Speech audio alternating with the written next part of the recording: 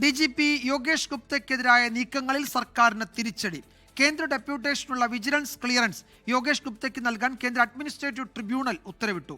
5 പ്രവൃത്തി ദിവസങ്ങൾക്കകം clearance certificate കേന്ദ്രത്തിന് നൽകണം എന്നാണ് ഉത്തരവ്.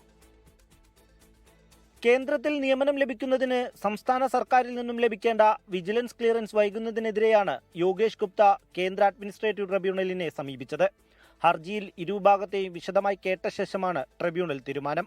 കേന്ദ്ര നിയമനവുമായി ബന്ധപ്പെട്ട എല്ലാ രേഖകളും 5 ദിവസത്തിനകം അയക്കണമെന്നാണ് ഉത്തരവ്. ഇത് നടപ്പായാൽ അടുത്ത മാസം 7 മുൻപ് യോഗേഷ് ഗുപ്തയ്ക്ക് വിജിലൻസ് ക്ലിയറൻസ് ലഭിക്കും. നേരത്തെ ഹർജി പരിഗണിച്ചപ്പോൾ യോഗേഷ് ഗുപ്തയ്ക്കെതിരെ ഉന്നതതല അന്വേഷണം നടക്കുന്നുണ്ടെന്ന് സർക്കാർ ട്രിബ്യൂണലിനെ അറിയിച്ചിരുന്നു. ഈ അന്വേഷണ റിപ്പോർട്ട് ഉൾപ്പെടെ പരിശോധിച്ച ശേഷമാണ് ട്രിബ്യൂണൽ ഉത്തരവ്. 10 തവണ ആവശ്യപ്പെട്ടിട്ടും വിജിലൻസ് ക്ലിയറൻസ് നൽകാത്തതിനെ ട്രിബ്യൂണൽ രൂക്ഷമായി വിമർശിച്ചു. വിജിലൻസ് ക്ലിയറൻസ് ലഭിക്കാൻ നിരവധി തവണയാണ് യോഗേഷ് ഗുപ്ത സർക്കാരിനെ സമീപിച്ചത്. എന്നാൽ വ്യക്തമായ മറുപടി സർക്കാർ നൽകിയില്ല. അതിനിടെ യോഗേഷ് ഗുപ്തയെ അപ്രധാന സ്ഥാനങ്ങളിലേക്ക് നിരന്തരം മാറ്റുകയും ചെയ്തു. നിലവിൽ റോഡ് സേഫ്റ്റി കമ്മീഷണറാണ് യോഗേഷ് ഗുപ്ത.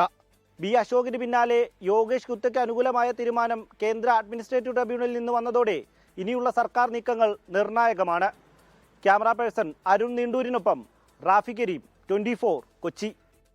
ലോകത്തെവിടെയായാലും ഏത് സമയത്തും 24 വാർത്തകളും ഓഗ്മെന്റഡ് റിയാലിറ്റി പാക്കേജുകളും എക്സ്പ്ലെയിനറുകളും വിശദമായി കാണാൻ ഞങ്ങളുടെ യൂട്യൂബ് ചാനൽ നിങ്ങൾക്ക് സബ്സ്ക്രൈബ് ചെയ്യാം.